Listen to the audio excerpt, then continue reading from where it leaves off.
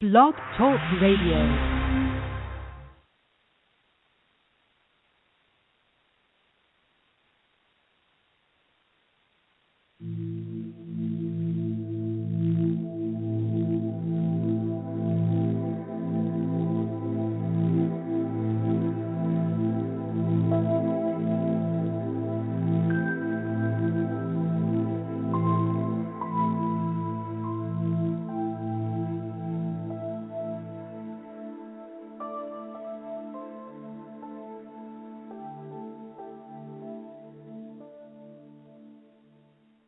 Welcome to N5D Radio's Cosmic Awakening Show, where we are serving this galaxy and beyond. My name is Michelle Walling, and I'm with N5D.com and HowToExitTheMatrix.com, and our goal is to reach as many people as possible with a database of articles, videos, and radio shows that will help aid you in your spiritual awakening. At the Cosmic Awakening Show, we encourage you to question everything. And, of course, I'd like to give a very special to my sponsor, Greg Prescott from N5D.com, which is the world's hottest esoteric, metaphysical, and spiritual database on the Internet. Greg is also the webmaster for our sister site, BodyMindSoulSpirit.com, and I created HowToExitTheMatrix.com for those who would like to go even deeper into the big possibility of the planet existing in a controlled matrix, and if so, what we are going to do about it. And I also want to just run through my other websites, which is CosmicStarseeds.com, where you can find all of the articles I have written, and you can find all of my radio shows, and you can find out about booking a holistic life coach session with me at michellewalling.com. You can also find every episode of the Cosmic Awakening Show on N5D's iTunes page, and you can find out about booking, already talked about a holistic life session. So we're really running really good on the sessions right now. We've got a lot of people with questions, and they're wanting to know what they can do right this moment. I encourage you to read my new article out today on N5D called Boldly Birthing a New Paradigm with Tom Lesher. If you're wondering what you can do right this moment to help, check out that article. It is awesome. Astrology is not something that I'm a master at, but Tom sure is. And he explains why certain things happen based on the astrological alignments. And for this week, we have some interesting alignments, which will bring opportunities as well as challenges. So it's always good to know why these things are happening and what we can do about it. I want to give a shout out to all of my Facebook friends out there. Thanks for listening tonight. Hello to everybody that's in a Facebook group with me. I love my Facebook groups, and I'm very appreciative that we're able to use those groups as a platform to get out information and to share experiences. Hello to my cosmic family listening tonight. Hello to all my family up in the ships. I'm a part of a couple of great Facebook groups that I wanted to mention. One is called Hippies, Healers, Lightworkers, and Starseeds, and another one's called Love and Peace on Earth. Both of those groups go along nicely with tonight's show, kind of like pairing a fine wine. Hello to everyone joining me in the chat room tonight, and if you have a question about our topic, please type it in the chat room, and I will check on the chat room. Sometimes I get a little carried away in my thoughts, and I get a little connected, and I kind of rise up out of my body a bit. But when I come back down to earth, I look over to the chat room and make sure I didn't miss any questions. So, okay, tonight our topic is Soul Contract Revocation and Boot Camp. Our very special guest is Rich West. Rich doesn't have a long professional bio to explain who he is, and I'm really grateful for that because I usually get most tongue-tied when I'm trying to read. I can just talk, and it's a lot easier. A few minutes on the air, and you will hear the truth of who Rich is, and he makes no pretenses about it at all. And I highly value what Rich brings to the table with his soul contract revocation and his many, many, many years of experience with his personal spiritual growth and how he I love just how he candidly shares information with people. And you can find out more about what Rich does from his website, west.net. And he also has an awesome YouTube channel called Rich2150. So, Rich, welcome to the Cosmic Awakening Show. Well, thank you, Michelle, and I'm really glad to be here. Well, kind of excited, don't know what to say. Well, I'm sure you'll find something to say, knowing you. You've already gained some fans before you were even on the show tonight, as I did your last video, and I already even received a fan email for you on howtoexitthematrix.com. So how about that? Oh, that's awesome. And one of the fans that you brought to me already enrolled in boot camp, so that's awesome too. It is, because that's something that's very inexpensive. There's a lot of people out there right now who they're contacting us as they're becoming aware of the situation that we find ourselves in, being, attacked, and dark entities are on. It's almost like a portal has been opened recently, I'd say in the last month, to the lower astral realms, and this is not anything, for those of us who have done our work to really fear, because apparently if you're not being attacked right now, then you've done some pretty good work. But this show is dedicated to those people who really need some help tonight. I mean, there are people, folks, they have voices talking in their head. They have entities, attachments, and they know that they need to do something about it, but they don't know what. And part of the healing is clearing contracts, as that's what we're going to talk about tonight. Now, one thing you don't have to worry about on my show, Rich West, is proving yourself. I've listened to almost every one of your shows on YouTube, the ones that you have openly available, and you say what you mean, and you're always in the now moment. So what I'm going to do is ask you to just start out with a little background of, I know you're like this really cool, laid-back California hippie kind of dude, and I think that's awesome. So just give me a little background about you and how long you've been spiritually awake, and how did you start finding out about contract revocation, basically. Okay. Well, when I was about 15, out-of-body experience, didn't know it was an out-of-body experience at the time, but I heard voices and, the people talking, and it was crystal clear, and it just sort of, I think I've always, now at this time in my life, I know that this has always been part of what I'm about, helping people awaken and get free of this matrix sort of thing we got going here. So when I was a teenager, I started wanting to get out of body, and I started looking and searching and longing for it, and I'd look up in the sky, just yearn. I didn't know what the hell I was thinking. It's just like, it's just a yearning. It wasn't an idea or a thought or, like, I have family out there. No, it wasn't like that. It was just a yearning. So eventually I learned how to get out of body. Something different about my experiences going out of body were that I was always being guided into a learning experience that would help me understand this bigger picture of reality, the multiverse, the greater reality. And it became crystal clear early on that those worlds, when you get out of your body, those universes, dimensions, planes, realms, whatever you call them, are more real than here. They're absolutely touchy-feely more real. Crystal freaking clear. It's like, what? So then you shift back to the physical world and this is reality.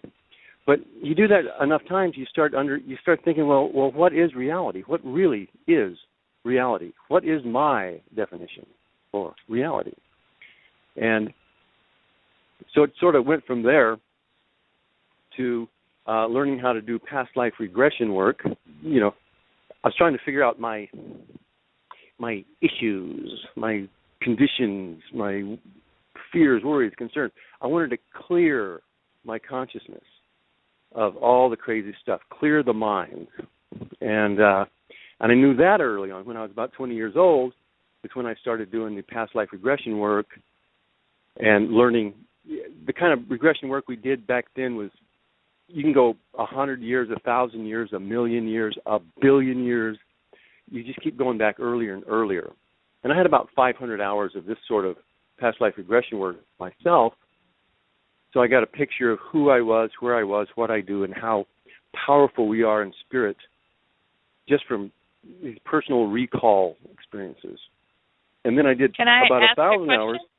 Oh, yeah, sure. On that past life recall, did you have someone else coaching you in kind of a hypnotic trance, or did you just do yourself? Well, back then it was I would have another person guide me, but it was kind of the opposite of hypnosis. You would go into a relaxed state of reverie and look, but the whole idea was to clear a person of their hypnotic programming of over the thousands and millions of years that we've been involved in different universes and doing things. So yeah, it was another person that would give me the session back then. Yeah. Okay. Cool. So yeah, you've been doing that a really long time. I know Dolores Cannon's probably one of the only people who've been doing it that long too. Oh, you're not that old.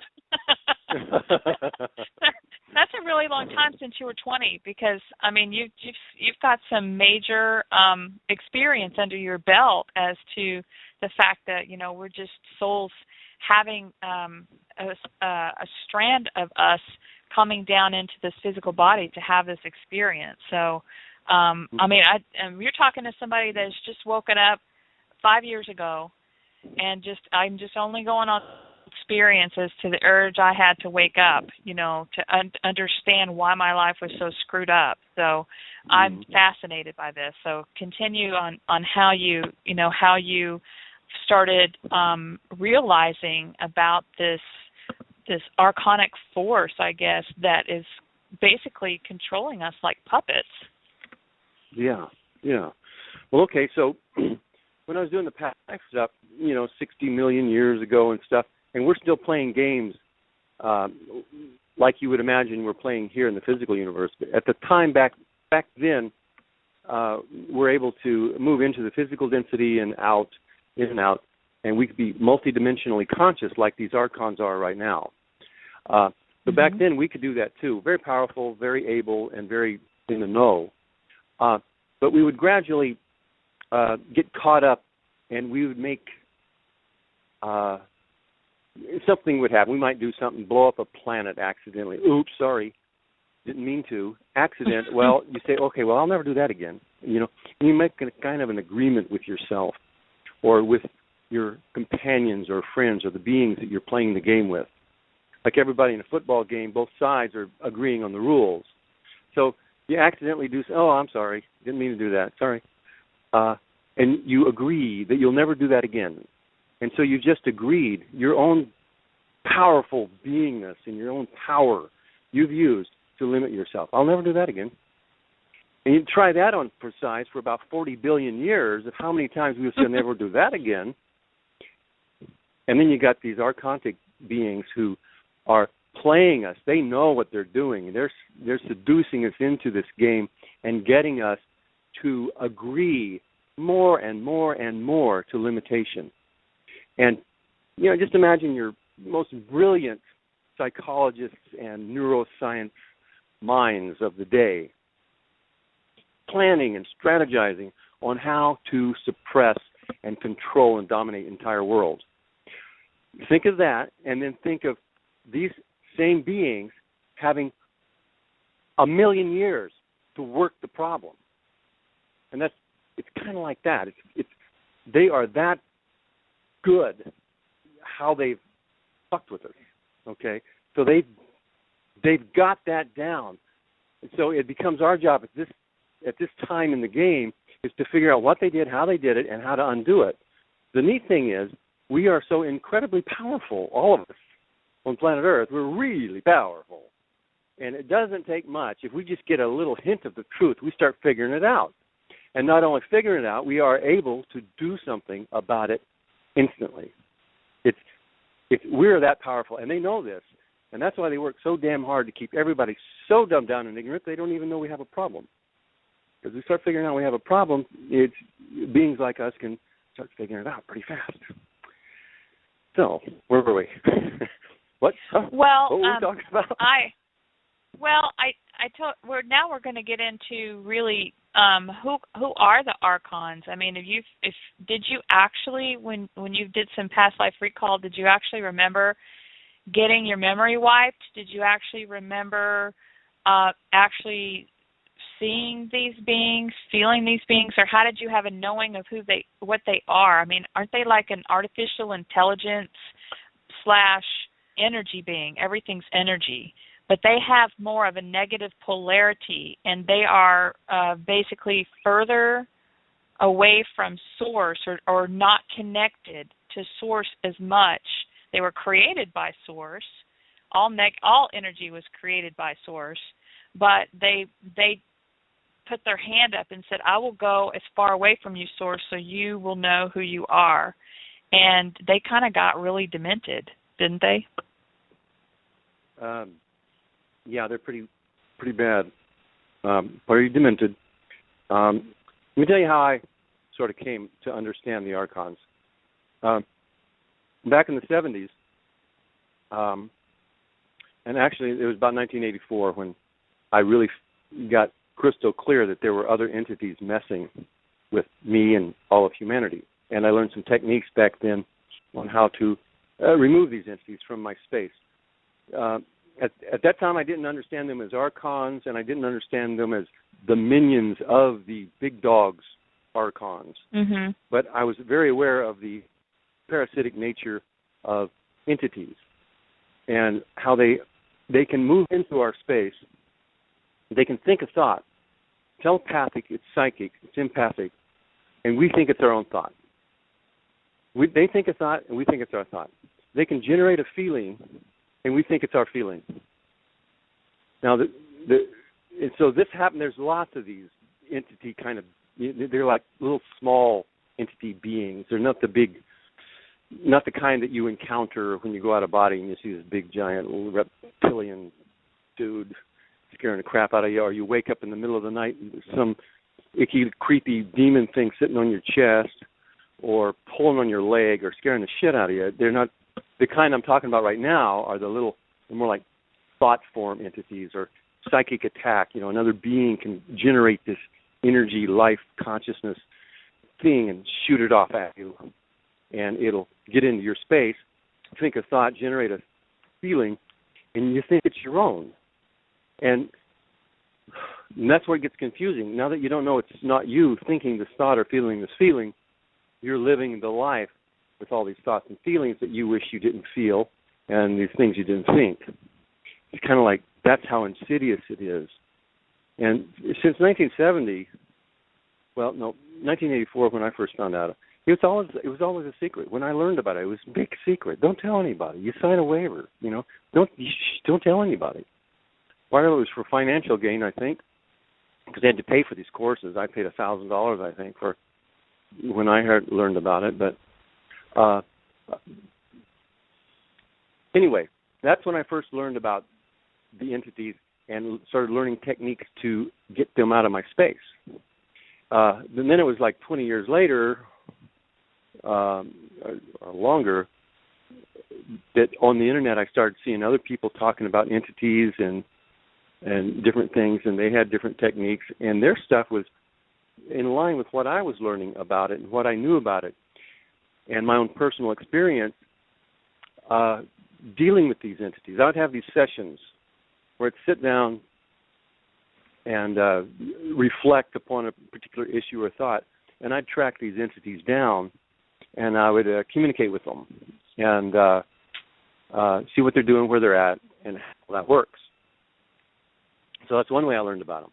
The other way I learned about them was through past life regressions. We would have encounters. Whole civilizations of physical human-type people would be encountering these other, what they would call the spiritual beings. And in fact, they were beings that were basically their home dimension was like fourth density or something like that. And then the human being types were their home density would be like physical universe. And there would be these big encounters, and the spiritual type beings were always trying to capture the human being, which were spiritual beings in human bodies, and then program them. And it's always been a big game, those guys against us guys. And in physical reality, it's a duality universe, polarity universe. It's a world of dichotomies or opposites. And so you got the good, the bad, the right, the wrong, the just, the unjust, the love, the hate. And that was, in my understanding of it, that is the game we played when it all started. It was just a game. Powerful beings, no such thing as good or bad, no such thing as right or wrong. Because that was a creation, a concept by what Cameron Day and, I guess it was Plato, or was it Plato or Socrates? Anyway, one of those guys came up with this concept of the demiurge way back when. Who knew? I go, oh, really? It's been around. This information has been around that long. Where have I been? Because I just learned about the word demiurge, like a year ago.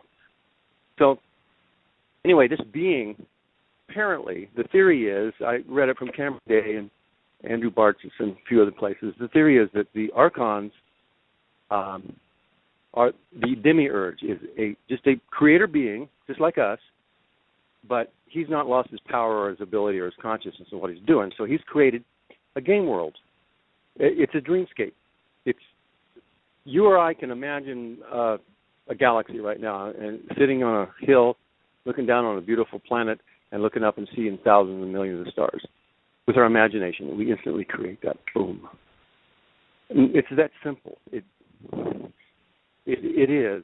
The ability to create is as simple as, I know people who can visualize really well. They can close their eyes and they can imagine a scene and they see it crystal clear, every detail. And if the reality in the physical world is a 10, their reality, when they look at the non-physical realm, I go ask them, well, how real is it on a scale of 1 to 10? If physical reality is a 10, how real is what you're looking at? A 10. I'm going, but I've met many different people that can do that. So I'm going, okay, what is reality? How are they doing this? Beings can create realities like that. There are dreamscapes. And then you invite somebody else into your dream. Now you connect psychically and telepathically and empathically. And you basically, one person sees another person's dream and agrees, goes in harmony with their dream. And it becomes, between the two of them, it's real. So you create reality through agreement. I agree that what you dreamed, I can see. I agree that you put a tree over there. Yeah, I see it. It's exactly the way you described it. I'm using your template, your prototype. I am creating the dream with you. I'm seeing what you see because I am creating it too. So you do that a billion times, and you've got a reality based on the billion people's creation. You get it now in the physical universe. The theory is that Demiurge created this and laid out the rules, just like in a computer game, laid out the rules. And the rules had to do with good, bad, right, wrong, duality, and polarity. So, okay, everybody, okay, we're going to play good and bad. Okay, so there's going to be good and there's going to be bad. There's going to be pain and there's going to be pleasure. There's going to be love and there's going to be hate. Fine. Everybody agrees to these things. And so now the game starts getting played. And back then, it was fun because you could play a while. You could, in other words, you could incarnate into a physical body, a human body, an alien form body, animal body, anything you want. But then you could easily, instantly leave. You could move out of that body and be back in your higher vibrational reality. And you're not agreeing to the dream. It's like entering a dream and then leaving the dream. Entering the dream and then leaving the dream. So, yeah. Would you describe, my linear mind wants to ask you, could you describe that as a universe that they created? Or is it just basically, a universe pretty much? Okay. Yeah. Now, so we had the demiurge who had the power to create. And then something came along and said, whoa, look at this creation. Isn't this freaking awesome? I kind of like this. And what would happen if we took this over and basically got people to agree to have their minds wiped? Is that pretty much what happened here? Yeah, it kind of goes further into the game, go into it millions or billions of years of playing the game. Kind of like in a football game, you agree to play, and even if you don't know all the rules, you agree to go by the rules. And if you accidentally do something against the rules, like you hit somebody in the back, clipping, I didn't know that rule. It doesn't matter.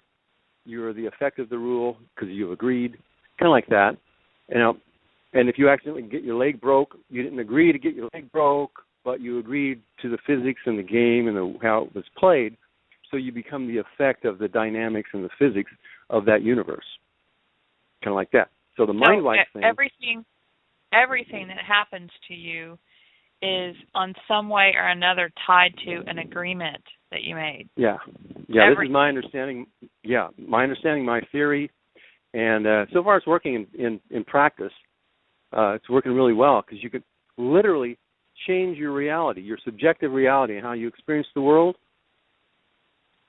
by revoking these agreements. You got to find them. You got to call them up. Then the revoke part is relatively simple. Cameron Day came up with that part. It totally works. But it changes you from the inside out. A simple example is we hear that a dog can tell if you're afraid of them, and a dog will react to you differently if you're afraid of them. So if I changed how I am on the inside by no longer agreeing to be afraid of a dog, there's a lot of other agreements. It's not just one little agreement. There's a cluster of agreements that they all together, they cause you to experience the reality that you experience. So you revoke all these agreements on a given subject, like fear of dogs, and next time you look at a dog, you're not afraid of dogs, whatever. And the dog looks at you, and the dog reacts completely different. You've changed your entire reality. That works with people. I've changed how people. Some people recently just absolutely hated me. They were really pissed off, and I did this still contract work on them. And I didn't ask them. I just did it. And, I agree that they hate my guts. Yeah, I agree that they think I'm scum. Yeah, I agree. So and then I did the revocation. Next time I saw them, I had to say a couple of different things, but it just came natural. And I said that. They said something back, and next thing I know, friends took me out to dinner. It's weird. Yeah, I mean, I've done that myself in my life. You find yourself attacked. Perhaps other people around you can be used against you to try to bring down your whole vibe because they can't get to you personally because you're standing in your sovereignty. So they kind of attack or go into people around you and provoke things to happen, and it can be very hurtful. And as you look back on it, you think, why did that have to happen? And, probably right now, 9 times out of 10, it was a direct attack against you through them. And sometimes they don't even remember it. So I've done the same thing. I've sat down and said a revocation out loud. I do not agree to being attacked. I do not agree to agreements that we've made, any contracts we've made to have this rift between us.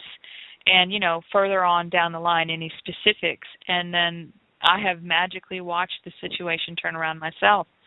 So I think, it might have a lot to do with listening to some of your videos, how it popped into my mind as well. So I thank you for that. Oh, you're welcome. Well, I think it's awesome hearing your wins with this stuff. And I did one soul contract revocation boot camp already, and people are getting similar results.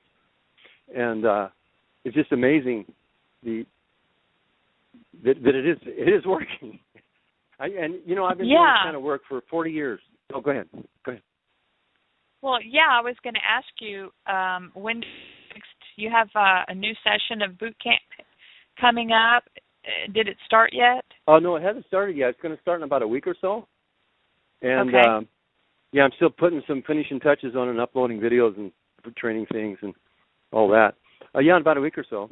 And, I got like, 25, 26 paid starts and about 30, 40 enrollments that they're going to pay when we launch, hopefully. Statistically, it seems like about 2/3 of the people that actually enroll actually do it, but hey, I might get lucky. Who knows? Well, now when you start out with boot camp and you do it live when you actually start, you can do it live now in a week. What you'll do is you'll be having these online seminars with people, and you'll be recording all of them, and then you'll have the recordings for those who don't catch start. Basically, do you have like a series of videos, or you're just like doing school, and you're explaining. You start out by explaining why. Well, first of all, if somebody has a real bad problem right now with entity attachments, or let's say they were a prior drug user or a heavy alcoholic, and they've really allowed certain beings to come into their auric field to attach to them, and it's gotten so bad, I really just don't know, what to do about it, how to clear that. It's those kind of people that can sign up right now for your spiritual boot camp. And I think it's, do you mind if I say how much it is on air? No, it's fine, cheap. Yeah. It's $89. Uh-huh, yeah. $89, and you can basically learn how to go beyond Cameron Day's self-help technique. Because let me tell you what, when you're under attack by these things, it's really hard to do self-help on yourself. You get into such a low vibration, or you feel, they make you feel helpless, and they put thoughts in your head, and it's just hard to get out of it. You really need a little bit of coaching and a little bit of step-by-step, because you can't always have full control of your thoughts at that. So that's what I'm just so grateful that you're spending all of your time right now putting this together, and you have this available for people. So could you just explain a little bit more about it than I have? The first boot camp, the first boot camp I did kind of like you're mentioning. The new one I wanted to make it so that if you can't start when boot camp starts, you can start later. You can start any time. So all the training videos, I do a lot of explaining about the different concepts that we deal with. And I upload actual live sessions that I've done on myself, I've done on others, as demonstration and examples that the student can listen to, and they can listen to the entire session. And it's basically Cameron Day's 12 to 14 steps, but with the things I do differently or add to. It's kind of like to say I put the thing on steroids. And it's like on some of the steps, you can really drill down and really pull up a lot of basic agreement things. And then there's step 12 of the program, which is you're removing imprints, implants, overlays, beliefs, perceptions, attitudes, frozen emotions, identities. You're able to remove all this from your subconscious mind. And these are the very things that cause people to be so messed up in their head. But now, when you say remove from the subconscious mind, does that mean you're basically transmuting it back to source or back to your oversoul? Yeah. Well, it's more like this. It's the agreements are the basic thing in all of this. And in 40 years, I never heard about the agreements. 40 years of collecting spiritual development techniques and doing them and all kinds. It's what I do. I research and develop my own spiritual development techniques for releasing and trying to clear the subconscious mind of all the crazies, the limiting beliefs, the painful emotion, all kinds of things. Never in any of that was the agreement. So I find out about that last year. I heard the first was soul contracts. I think a viewer wrote in and told me, hey, did you hear about soul contracts? Andrew Bartz's, check them out. So I checked out Andrew Bartz's stuff, and, okay, so I did some revocations using his technique, and then somebody else. I'm learning a lot from the people who listen to my channel. Hey, Rich, check this out. So I'm checking out Cameron Day's stuff, and I go, wow, And the thing that really lit me up was the whole thing about the between lives mindfuck, the between lives review life reincarnation thing, and the dark beings were pretending to be the angelic hierarchy beings, and they were doing it. And I just heard that, and I just knew that was true. I never believed. Well, for those, I knew the hand. Go ahead. Well, for those who are listening, the way it's explained from Cameron Day and from several other sources is that when you leave out of your body, they've beat you down so bad in this life on this planet that your vibration is such that they're able to magnetize your vibration and start pulling you in towards kind of like a tunnel, and that there's this bright white blinding light at the end of the tunnel. And, you think you're basically, you've been programmed, whatever you've been programmed in this life, if you believe in heaven or if you believe in pearly gates or whatever, you're headed that direction.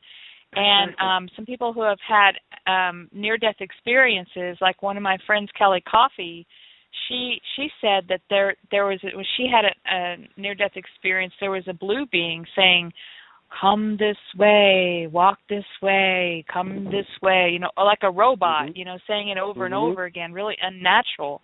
And she said, no, I'm not going with you. Why do I need to go with you? And turned around and eventually went back into her body. But basically that's what we're finding out, that's what they call the false light. And that that's where once they get you in there, you're agreeing by allowing it to continue to go in there, and then they give you this life review, which is sometimes even a false life review, stuff that never even happened they insert into your mind to make you really feel bad and get you ready to throw you back in the snake pit again. So that's what I just wanted to explain a little bit to our listeners what we're talking about here. Yeah, well done. Yeah. It's lots of fun. Lots of fun. Yeah. So, I along those lines, about 1987, I had an out-of-body experience, and I was someplace pretty far away from the Earth, but I was in a space station. They were friendly people, good people, and they have these computer banks and stuff, and I just arrived wide awake. It's as real as physical reality. I go, wow, I'm here. Ooh. I go, what's this? And these people, they turn around, they look at me like they know me. So I'm merging or connecting with some aspect of myself in other realms. Those aspects of myself that have some special knowledge that would be good for me to take back to the physical world, for this part of me, this aspect of me, to use and as I sort things out. So here I am in a space station, and the little light goes off, a little buzzer or something. Says, oh, there's another one. He's ready. I go, what? And they run over to these banks, and there's a receiving station. It's like a holodeck downstairs, and they what they do is a guy just died. This is a between lives. This is a thing, right? So the guy had just died on the planet down below, and spiritually he's released from his body. Now he's floating around, and they can read his mind, and they program the holodeck to his belief system. And so he was, basically Christian, so he had the angel stuff and, the fluffy Christian crap all around. And so they set the place up to receive him. And these are good beings. These weren't archons. These weren't the bad guys. Okay. But he came in, and I'm just kind of observing, what the hell is this all about? And they set him up, and they made him feel comfortable, and, you know, the shock of dying and all that, and explained gradually and easily that this stuff, this Christian get-up, it's not really how it works. It's not really the case. And then they started educating him gradually on how things really work. And then he got clear of that and was on his way. And that's all I got out of that particular incident. But that was, 87, that was like 30 years ago or something. And that was the first. Well, that's probably the way that it used to be, right? Before it was hijacked. Yeah, that's a good point. If those were benevolent beings, I don't know. I haven't died yet. And I don't remember when I died. I don't know. I'd be sure about the fact that that's the hijacked part. There are benevolent beings that are basically just, they're nice beings and they're help humanity and they're just here to follow orders. They may have been given orders to do exactly that, to be nice and loving and caring and say, guess what, that belief isn't quite right, so don't you want to go back? What do you want to do now to fix what you've done by being a preacher and sodomizing children, Mm-hmm. Something like that, Yeah. Do you remember, if this for our planet, if the moon is where they have had reincarnation hologram? I've heard people say that, and it's my hunch that it's true, but I don't have any personal experience of it myself. What I do know is that in our dream states, we get hijacked a lot, and we're basically getting out of body and getting halfway out of the matrix. But before we can get fully awake and have a real out-of-body experience and realize that the physical reality isn't the only reality, before we get that going, we can get hijacked by these guys. And a lot of them are the ETs, the Greys, and others. And their primary reality, I believe, is for a label, we'll just call it fourth density.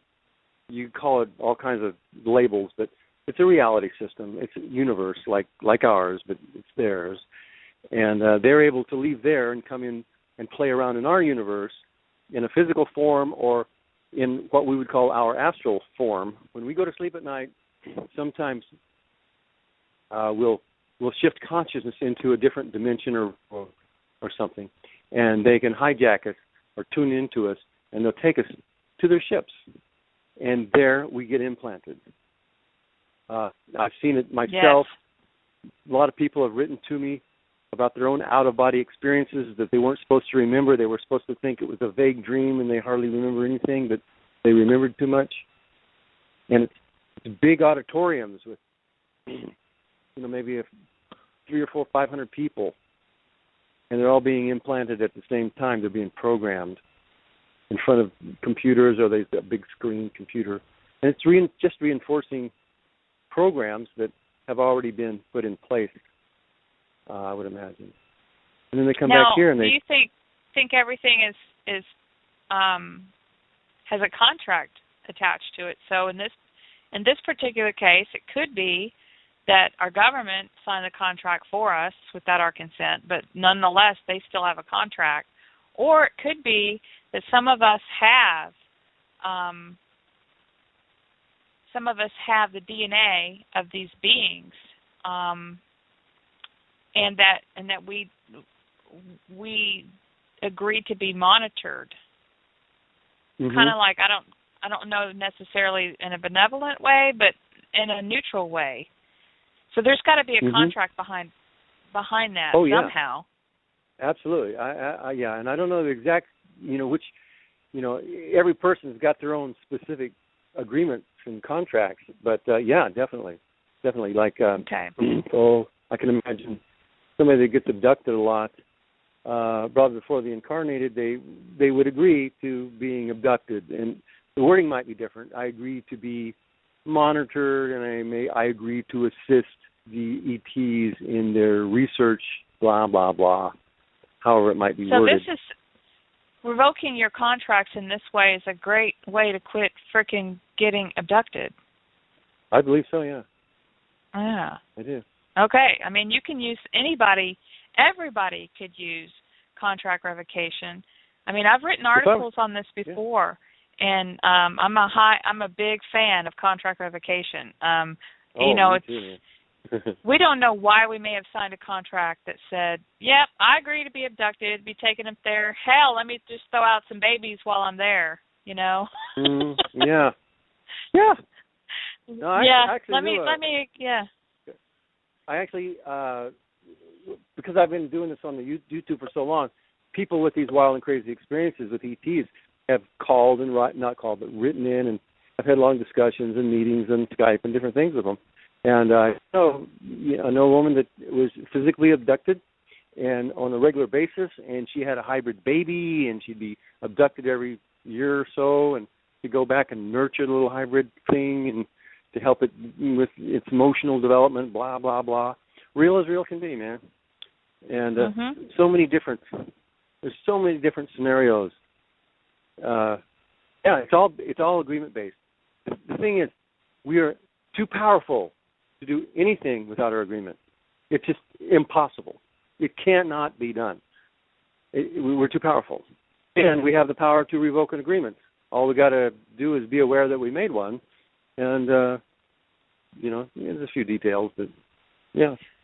Well, there's a universal law of free will, and so that's why we know that what you say is true, that there has to be an agreement or a contract behind everything, because they have to have our free will. The problem is that they've been deceiving and tricking us for a long time on giving our free will up, and part of it is inserting false thoughts into our minds, and just basically, when you agree to go back down to have this lifetime, you have a set of things that you want to work on, but then you fucking forget what you're supposed to work on once you get here. Oh yeah. So yeah. So I think what we're doing in this lifetime, I think this is the lifetime, Rich, that we said we are going to be able to stop this reincarnation cycle and take back our sovereignty and reclaim those frozen parts of our soul that have been lost and stuck from, in time, frozen like a shattered mirror, just shards of mirror in time, from traumatic events, from lifetime after lifetime after lifetime of being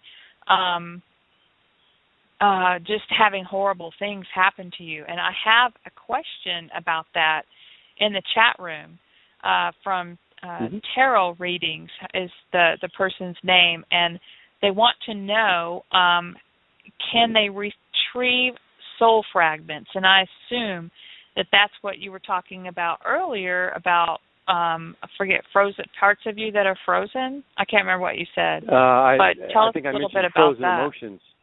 I mentioned frozen emotions. Yeah, but yeah, there's a section in there. I go into a little more detail about soul fragments and retrieving soul fragments and learning about the aspects of ourselves that we've compartmentalized and lost. Or that's a whole other big subject. There's how many aspects of me are there in different planes, in different worlds, and scattered along the timelines. And there's a way to retrieve these aspects of self, or integrate, or merge, invite back these lost pieces of self. And we basically agreed to leave that part of self alone, or let it be, to heal, or just to be left alone, or because we feel it would contaminate part of self. Each person can, if they're into retrieving soul fragments,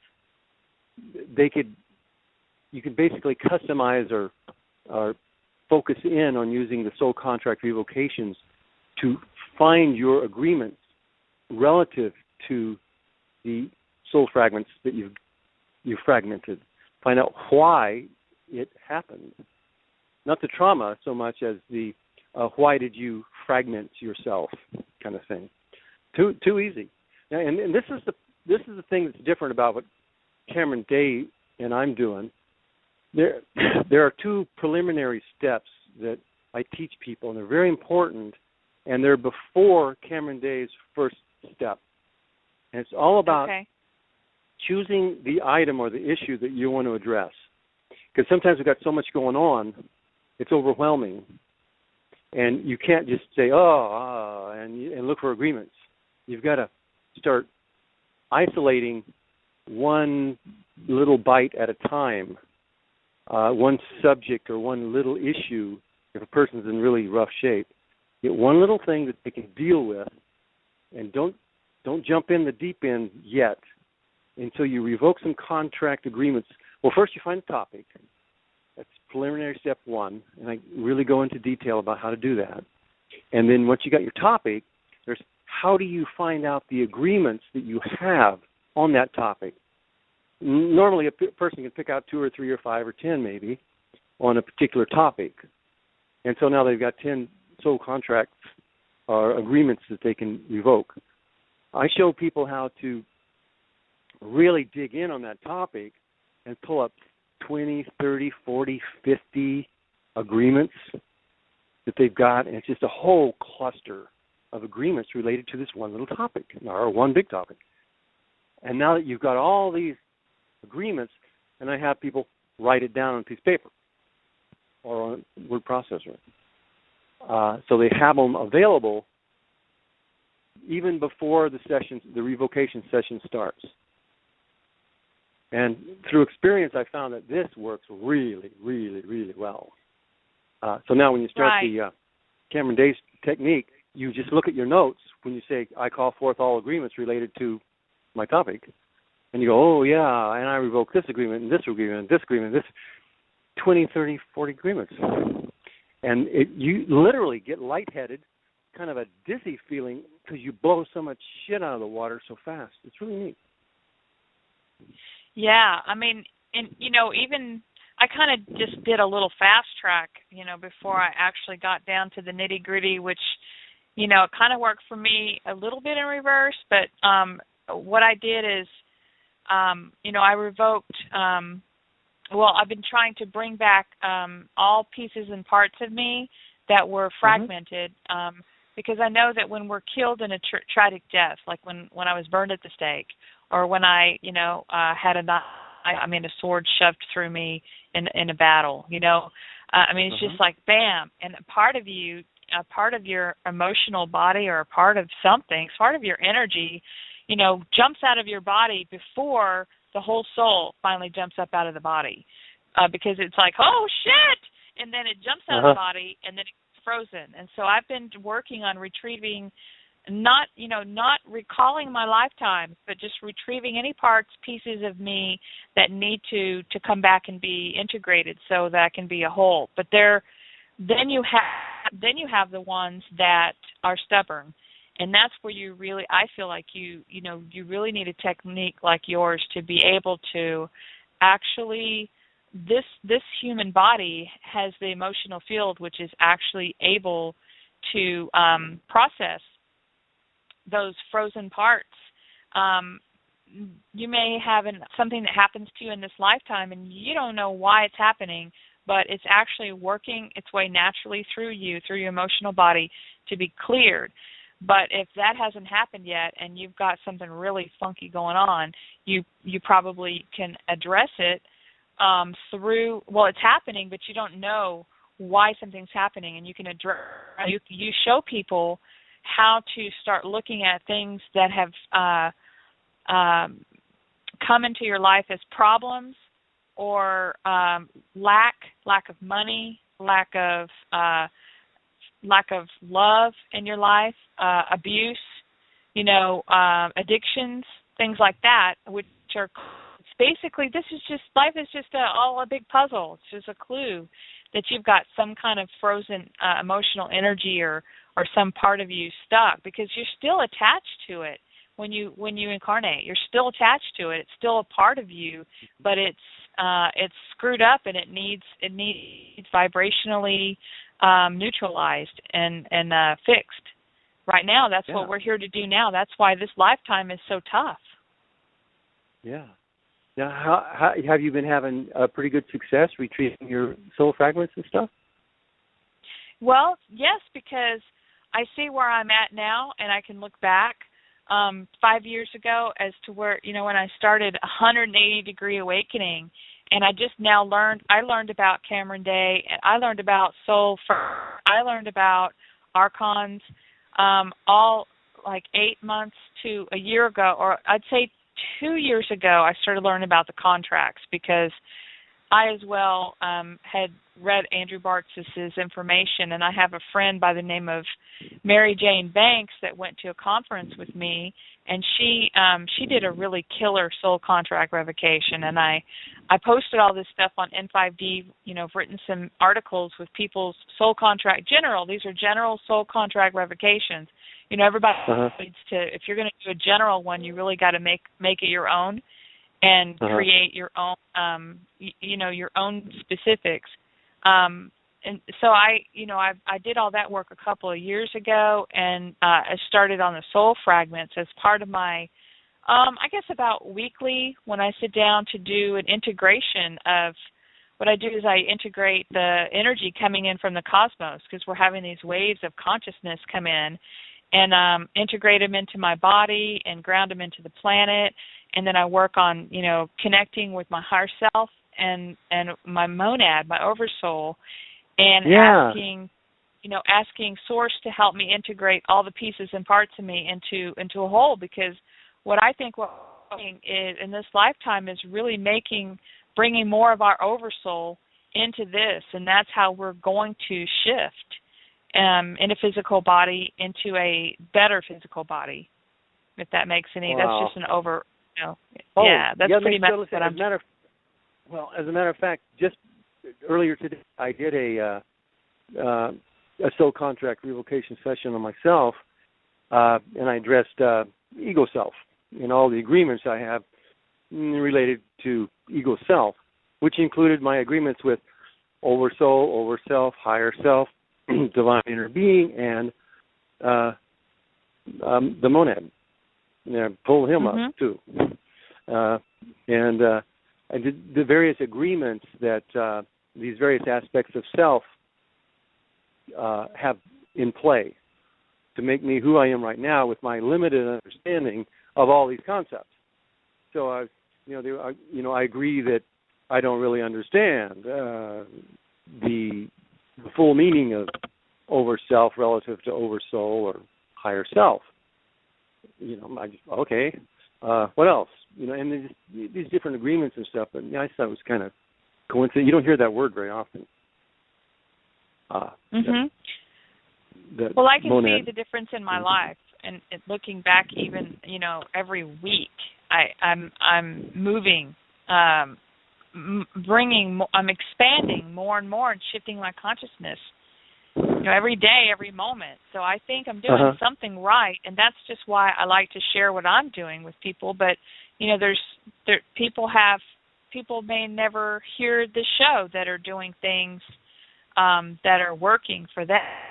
And I think what happens, Rich, is when people like you are doing what you're doing, and I'm sharing my personal experiences with people, it hits that collective human consciousness field that we're all connected to. And it's kind of like what we're doing for ourselves, and then what we do with others and for others is going into the collective human consciousness field and causing that, we hope it's causing that 100th monkey effect. Not that we're monkeys, but it just shows how, things that are connected can benefit from one person doing something. So it is very important what we're doing right now.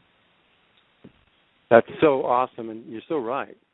Which reminds me of some wins I've had with this. I'm a researcher, so I research different ways that this soul contract stuff might work.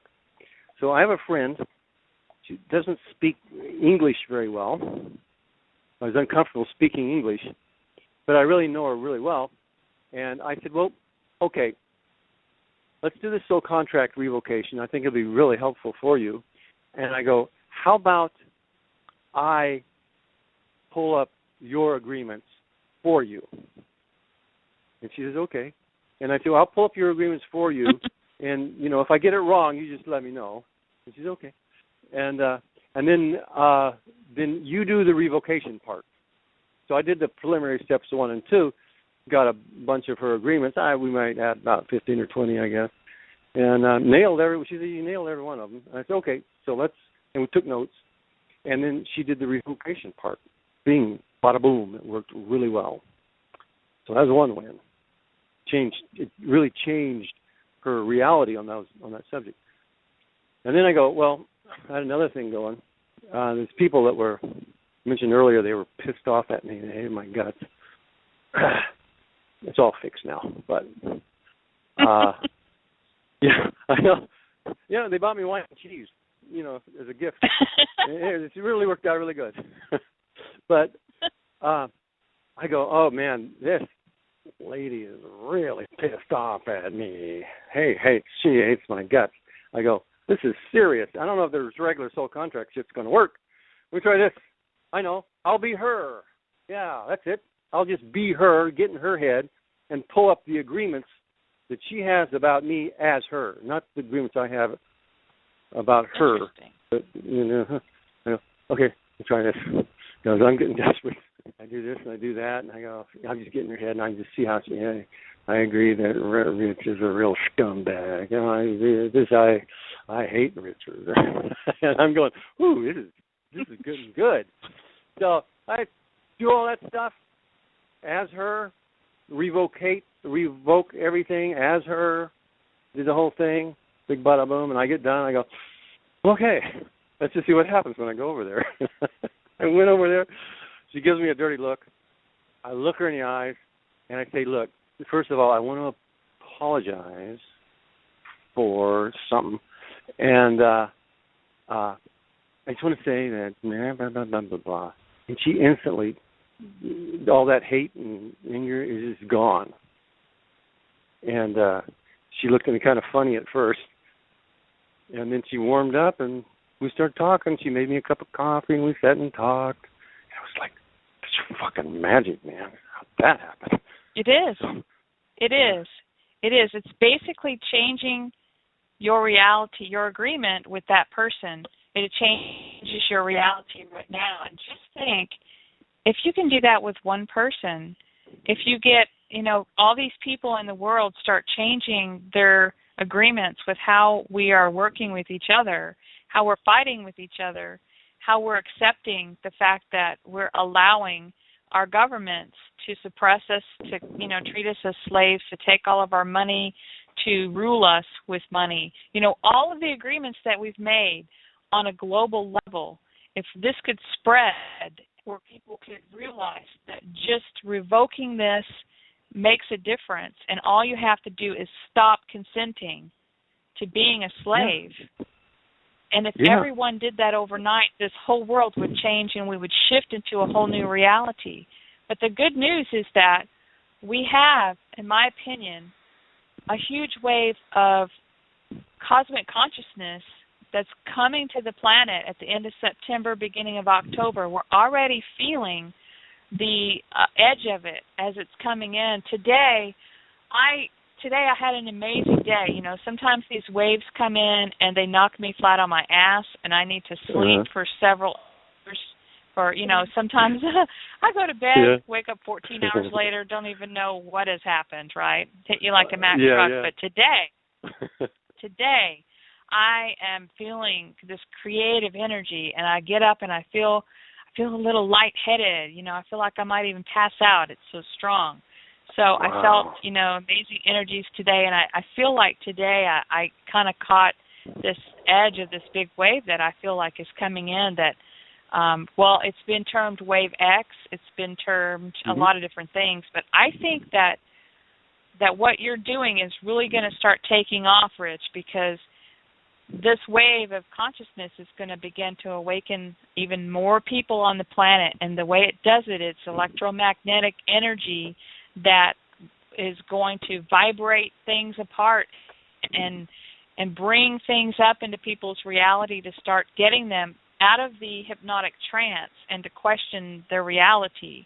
And so that is why we need more people like you and more people out there that are listening to really figure out what your specialty is. Just like, you're a great example, Rich. Your specialty is the contract, soul revocation, and then along with it, all of your 40 years of life experience on, what's happening on the planet. So I'm really excited about the time that we are, things might get a little hairy coming up here pretty soon as things start falling apart. How do you feel about astrologically? I don't know if you do any astrological work, but I've really been pointing out astrological alignments and things that are coming up for the end of next month. I mean, including the fact that we're in Pluto, right in the middle of Pluto and Capricorn, where Capricorn is the destroyer, and that means that things must fall in order to be reassembled. That the tyranny has to stop. The things that are controlling us have to disintegrate. But also, we have a Mercury retrograde. We have the Pope visiting the United States for the first time ever. We have Jewish holidays all occurring. We have movies that have been depicting end of September dates like 9/22 and 9/23. What do you think is going to happen coming up here? Well, as you talk about the new wave coming in, I can feel it. That's one of my. I'm not visual, but I have an empathic or intuitive sense. Not so much empath, because I don't feel other people's pain like a lot of empaths do, but intuitive in a way. So I can really feel the energy as soon as you start talking about it. And as I look over the last week or two and the last 6 months, just things have totally transformed and changed in my life too. So yeah, I get that. And now I've had my chart read a couple of times. I have some friends that are really super astrologers, but I'm personally well versed in that. Although I'm a total natural at interpreting dreams and tarot cards. Yes. Hey, tarot cards, cool. Let me try this. I go, oh no, I get it. I see how this works, and I can just instantly read what the card means for the for the turn or the. So I whoa, and numerology. My master number is 11. I go figure. And so I read what 11 means in numerology, drives me to a T, the positive or the negative. If I go south, bad day, that's me. But the high side is a teacher and all this jazz that I do. It's just right there described as that's what an 11 is. And so, yeah, there's definitely something to the astrology. It's just not my thing as understanding how to read it and stuff. We've got a lot of that on N5D. I know that you have to agree with the fact that the state that we're in now, with everything clamping down on us as it is, and that must be some kind of large agreement that all of humanity has. But we're oppressed. We're being oppressed and squashed down to a 0 point. Something has to happen soon and change soon, or else basically, in my opinion, we're all going to go out of physical body.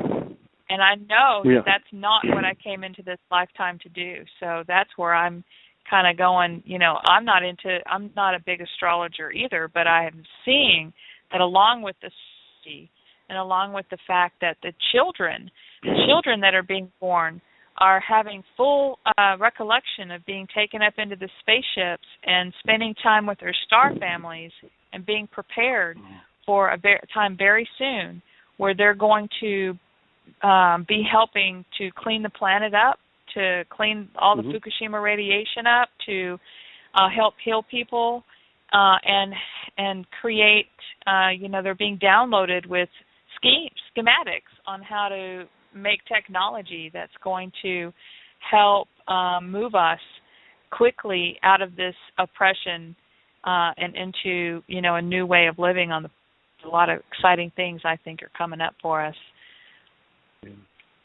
That is so cool, yeah. Yeah, I know So a girl, too, that do that sort of thing. Oh, I was just saying, a real good friend of mine, she's turned 18, and she has she'll hear a song and she can play it back in her head, every word. She can play a conversation back in everybody's voice. She can imagine a script, and each character in her script, she sees them and hears them, and in their own words, they're talking back and forth. She has incredible mental ability. So I've known her for about 3 years. And I said, are you sure you're not an alien? And she laughs, and usually when you laugh hard when you say something, there's some truth in it. It's funny. It's probably true. You see. So as ongoing joke for a few months, my alien friend, and she'd always chuckle, but after a year or so, we started realizing, no, she really is. She wasn't here. She's not from Earth. This is her first incarnation here. She absolutely real smart, real brilliant, musical, artistic, and she's got a lot to offer. Oh, and she can connect with the ETs really easily. And I've done work with her where we go connect with the ETs. She doesn't have a lot of contracts from repetitive lifetimes here on Earth to work on what they've, termed karma, but karma has really been used against us in many ways to get us to make more contracts. And what's really cool is I feel like that as we raise our consciousness, we are going to dissolve the contract that has wiped our memory. And just naturally, by raising our vibration and connecting more with our oversoul that has all of our incarnations in one conglomerate, connective place, and be able to remember those past lives better, easier, to be able to revoke more contracts. So I think that your job is about to get really, really, as you help guide people towards, okay, now you remember your past life. And now I remember who I was. I remember how I died. I remember what I did to people. What do I do about it? So it's really exciting. Think about it. The new, where things are about to go for you as well. Yeah, I've noticed that people are just really gravitating. They like this stuff. It's like, who knew? People are just enrolling and just really interested. I get like thousands of views really, really quickly on my videos on soul contracts and revocation and then the other things about the archons and stuff. It's like, wow, a lot of people are really interested in this. They really are interested in not reincarnating. They're really interested in what happens after you die, and this archon thing, it really clicks. It's like, yeah, this makes sense, And if nothing else, and we did come. I'm sorry, and if nothing else, if we can just help some people realize what to do when, or whether some people need to incarnate again. They didn't quite get it, but if we can just help people to know what to do when they die, and the fact that there is a choice, whether you want to reincarnate or not, there's a choice based on information rather than some trickery. Right.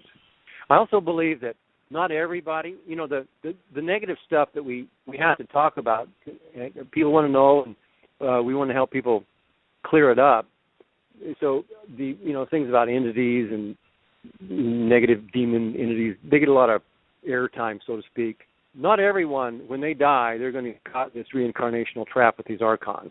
There are plenty of people, whether they know anything about New Agey stuff or the New Age movement or anything about archons or any of that. Not everybody needs to know that to be completely free of the archon bullshit, reincarnational crap. They can just, if their body drops dead, they can just walk. They can be free and go. So there's that, and not, you don't always encounter evil entities when you have an out-of-body experience. That's another thing people are really afraid of. But no, it's just that we talk about it a lot because the people who do encounter that are the ones asking the questions.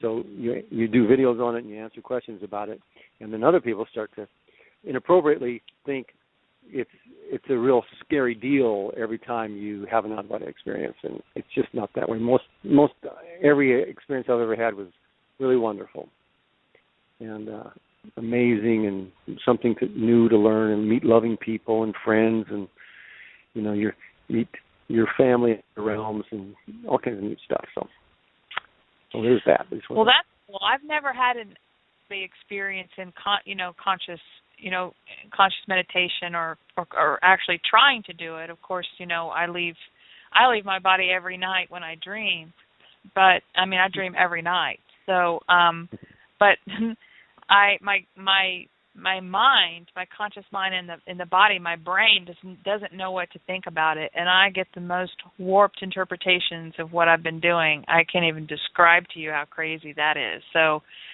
I think that one thing we are moving into is, like you said, there was a time that we were able to be our multidimensional selves and to connect with all those parts of us that are having different lives at one time or on different levels, or there's a part of us that's up on a spaceship working with us right now. There's family everywhere, and that is what I'm looking forward to without having to die first, is more of that expansion on what they call bilocation, or being in more than just two places at once, multidimensional travel and more astral travel. And it really, when you're astral traveling, if your vibration is such that it's not quite cleared, then you're going to attract to you the the electromagnetic energy that's similar to yours. So, Rich, you've been working on yourself, your vibration for over 40 years. So that's why when you are out of body, you're going to be in a place in the astral, on the astral level, in the astral realms that are of higher vibration than versus the hell or the lower vibrations. Now, what I'm finding is people now, Rich, that are already, and very quickly in the last 2 to 3 weeks, are already reporting in mass amounts, people reporting being able to see into the astral realms. Now, wow. This was something that with this wave we were expecting to start happening in September, and people will start that don't know what's happening as they're seeing into the astral realms. If they start seeing really bad things, it's a reflection of themselves and where they're vibrating. And there's going to be a lot of people going nuts, going crazy because they don't know what's happening. So, it's very important to raise your vibration. And so what kind of work do you do besides contract revocation personally to raise your vibration, and what can you suggest to our listeners after your 40 years of experience of working on yourself? Well, I've done lots of different things. Deep breathing, there's a thing called toning, which is just deep breathing. It's kind of like an om, but you go, you focus on your feeling state, and you just make a sound with your voice, and you just relax and breathe deep. The whole energy breathe deep thing is big. I do a lot of love self stuff. Not so much. I've been so focused on the soul contract stuff, I haven't been doing much of my other things. But I used to lay down every night, and I would talk to my body. I'd say, I love you, and different things like that. And it's one of the first books I read about loving self was Ramtha. J.Z. Knight channeled this guy Ramtha, and he's good. He got his enlightenment through going out of body. It's his whole basic story. But the main thing he shares with us is learn how to love yourself. I read that book in the late 90s, and I'm looking and I'm rolling my freaking eyes. Love myself? Yeah, right. And back then, it was very real to me that it's not that easy to love yourself if you're not there. And, I was doing spiritual work for a long time, but there's a lot of things about myself I didn't like. And love, please. The only thing I could love was my dog. That's about it. And so it took a while. I understood the value of loving self, but It wasn't happening back then. So in today's world, it's easy for me to do that. But I realize that a lot of people still may have issues and difficulties with that. And again, that can be a soul contract fix right there. You could fix that with soul contract work. Oh, yeah. Well, yeah, because, what happens is the television programming and education, our financial programming, everything revolves around you can never have enough. You can never be good enough. And so we all develop this self-destruction programming to, it even causes, compulsion of overeating because, we're being triggered that we can never look like those people on television. And what really happens, this is what really got me when I woke up. I was like, I had everything I could ever want in life. I had loved me. I had, everything physically, monetarily, material possessions that I had, ever wanted. I couldn't want for anything more. But there was this hole inside of me is saying, why can't I be happy? And it took me a while. I totally agree with you. I never did get into the material, to Jay-Z Knight material, because I think there was some kind of part of it that had an ulterior motive that I haven't quite figured out yet. But, you take what you want out of later. it. Yeah, I think it started out good. It's just like a lot of things. I mean, that's a very strong pattern that I've seen in a lot of spiritual teachers. But, thank goodness we're not there yet. Before they come after us, right? No. Holy shit. But I think that we all have this hole inside of us, and it's the fact that we haven't recognized ourselves as who we really are and loved ourselves. And so I strongly recommend that kind of work right now. And, this article that I was announcing at the very beginning of the show that I just wrote really does say that right now you can focus on yourself and take some time for yourself, even if that includes, doing your contract revocations, but loving yourself and spending time in nature and just that's what we need to be doing right now. So we can do those last-minute clearings that we need and be able to integrate these energies that are coming in. Say, I have a question about the third eye chakra, and I was wondering, as these people, their chakras are being popped wide open, energies coming in, and they're not really learning how to relegate their chakras being open, or can your third eye be too open, and if so, how do you regulate that? Yeah, it can be too open. If you kind of want to have a little balance in your chakras as they open up, because if you get one too open relative to the others, it's going to throw you off balance, and your reality is going to be dorked. You're going to be like, let's say it was your heart chakra, and it was let's just exaggerate the example. It's extremely loving, right? You're really loving. But let's say your throat chakra is choked up, so you can't really express your love. So you're screwed. You're right there. Like that. Yeah.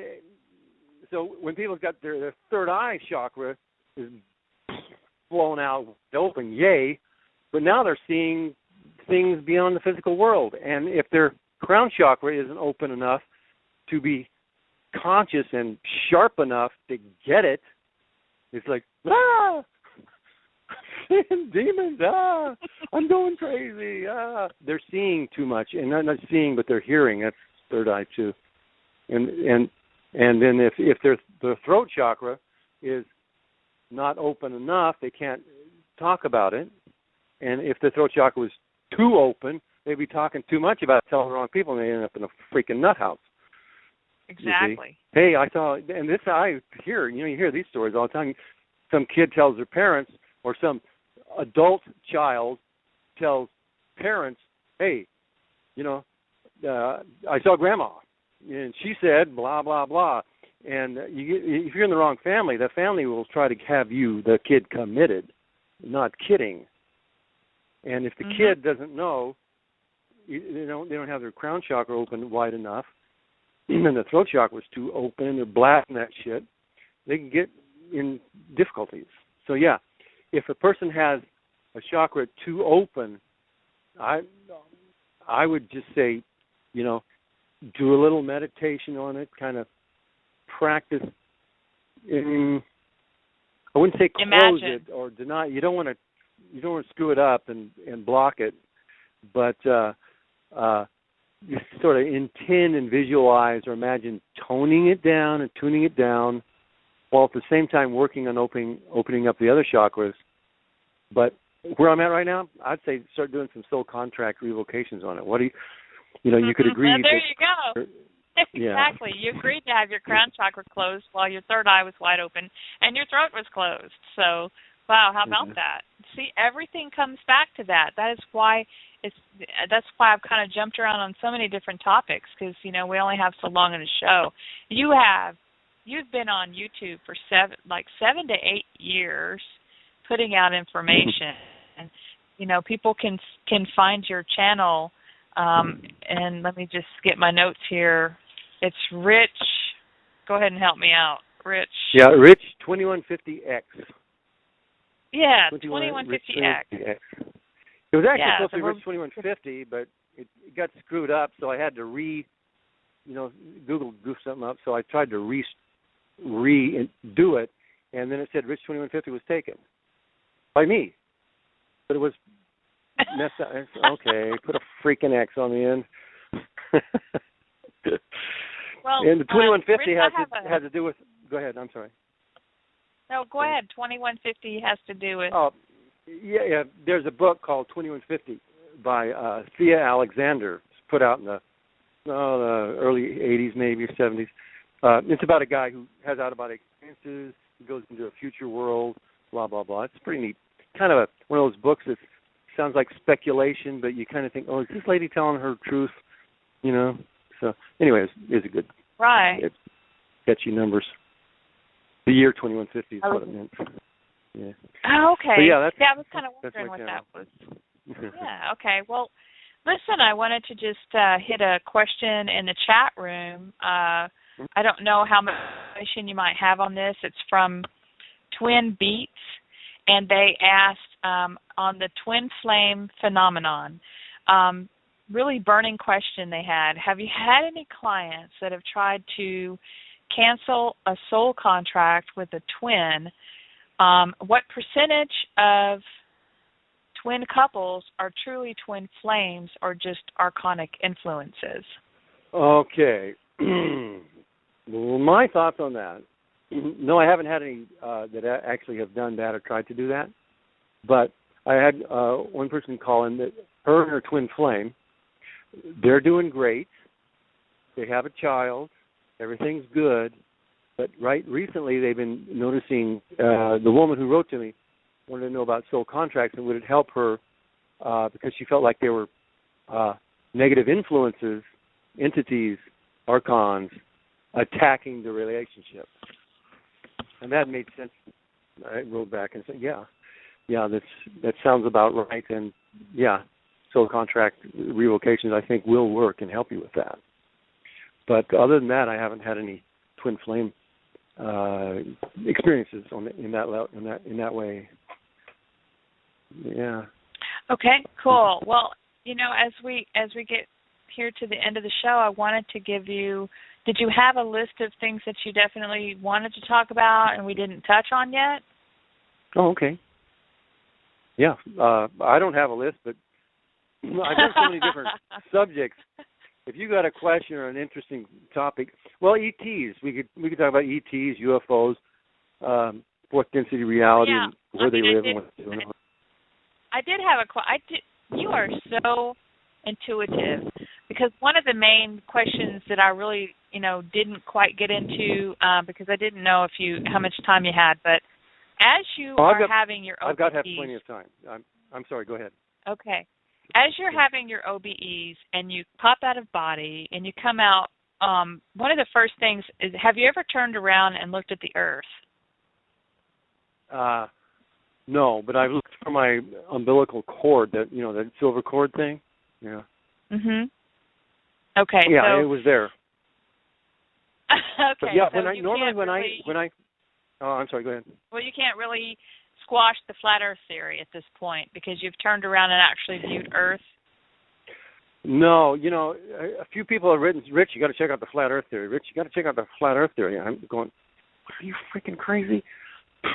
But I go, as more people, not more, I'd say maybe about four different people have mentioned it. And I go, well, I'll have to check that out first chance. But I don't have any information about why people would think that. But when I step back from it and I look at how Earth is really it's a matrix, it's an illusion, and all that, I go, well, I won't discount it. It's not my theory. That's not what I know or believe right now. The last thing I was into was the hollow Earth theory. I was pretty much buying into that. What do you know about the flat Earth theory? Well, okay. I've never, I've never been able to. I've never astral traveled or remote viewed the Earth from outside of the Earth. But I feel like that I feel like everything is true because everything that everybody says, whether it's flat Earth or whether it's round Earth or whether it's shaped, is true because I think that every single person experiences this in their own unique way, depending on which multidimensional self that you're connecting with in a different level of vibration, a different dimension. It could be all of those. There could be a dimension to where it is. It could be a dimension to where it's like an egg shaped with a flat surface with roots, kind of like roots underneath it, and it could be like that. The thing is I agree with you in that it is a matrix, and I'm not sure if there is I do know that every organic creation has a geometric pattern to it. So it could be that flat Earth is wrapped inside of a circle, which would be an organic creation. I think that we may have an overlay or a computer program that is the virus, that is the matrix, that is to where they took an organic creation and made it into what it is now. So if it is flat, then it could be inside a circle and or like a bubble. Because I know that George Kavasilis, I heard him talking about he's a very heavy astral travel OBE person. He's been everywhere. And what it describes things as are spheres of experiences that he's zoomed past. Oh, there's a sphere, there's a bubble, and there's something going on in that bubble. So, yes, the Earth is round because it's a sphere of experience, it's a bubble. But what it looks like inside may not look like a map. The maps they've been showing us, because everything we know is wrong. Everything's a lie. So that's how I feel about it. Depending on your perspective, your dimension that you're really viewing things from, and putting two and two together, saying that our maps are probably a lie is probably accurate. May not look like the globe. It may look like a sphere with our reality inside of it. That's kind of how I think of it. Yeah, that's a good way to look at it. Here's one of my favorite theories and understandings of life is that there's really only one being here right now, creating it all, and that would be you. And everything you see, feel, think, or experience about reality, the matrix, this illusion, is your creation. It's like your dream. You're dreaming it all. You're dreaming every other person here, including me, and everything I'm saying and talking about. Kind of like that. That's like a really deep, broad look. So that's reality and the universe from your perspective. From my perspective, it's the same, but in the center of the universe, so to speak. I'm not so much the center as the creator, and I'm creating it all, and it's only created as so much as I can think it, and consider and philosophize and theorize about what it is, and this is my reality. And So if I'm doing all this research and I decide the Earth is flat, who's to say it's different? It's what I imagine it to be. And I asked Charlie, my neighbor, hey Charlie, do you believe the Earth's flat, man? Do you know that? And he'll look at you funny. And Charlie doesn't believe it. Well, that's you creating that your neighbor doesn't believe it. But if you flip over into neighbor's point of view and experience life from that point of view, the Earth is not flat, and you're crazy. That guy's crazy thinking the Earth's flat. But that's from this new perspective of life. What it really is the identity or the beingness that consciousness becomes from each different perspective is creating reality from each different perspective. And it's that God consciousness thing. God is in all of us, blah blah blah, and we are the consciousness that we are assumes points of view and experience and create life and reality and make it so by virtue of consideration and agreement. And then consciousness in different points from which to view goes through a linear time stream and gathers personal experience from different points of view and gathers new opinions and beliefs, desires, wants, and makes agreements from each of these points from which to view. And then reality from each of those points of view is created and developed.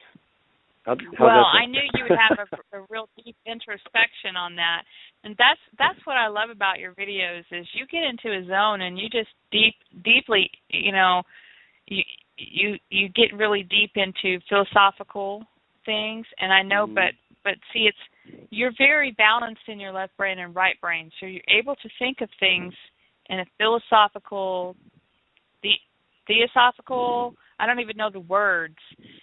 Your intellectual and your logic mind is working in concert with your right brain that's opened up to your connection with your higher self and source and all the beings that you've been. So you're able to just mix it all together and spit it out, and that's what I love about you. So, yeah, I do get in a zone like that. Thank you. Yeah, well, and it was really funny, Rich, because your language has been really toned down from my show, and that I appreciate, but I really don't mind listening to you because you just yourself. But did you know that Osho did a video on the meaning of the word fuck? No, I didn't. Oh gosh, you've got to Google. It's hilarious to see this spiritual man Osho with this white beard and the turban around his head, and and even the way he says the word. But it makes me laugh. I don't know why. Some people get really offended, but it makes me laugh when that word and the way you say it and everything. But we've got to bring laughter and comedy into our lives. I mean, we get way too serious sometimes on what's happening. It is a serious thing because it's affecting, we don't like to see people suffering. We don't like to see people controlled. We don't like to watch people being killed for, bringing out secrets on how to heal people. So it's really good that we try to end laughter. But hey, I do want to talk about UFOs and ETs because my gosh, you've had so many experiences. Let's talk about who's in the sky right now, Rick. I mean, I know that we have a lot of government craft because back when Roswell crashed, they were able to reverse engineer those craft. They may have, there's so many things we don't know that I think that are going to be coming out within the next year and couple of years on, extraterrestrial life. But basically, what do you think the percentage of craft? There's so many sightings now. There will be increased sightings.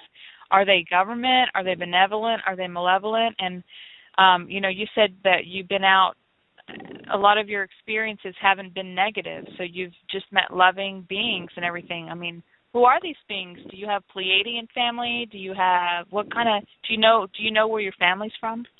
Those are a lot of questions at once. Well, yeah, I think a lot of my family is Pleiadian.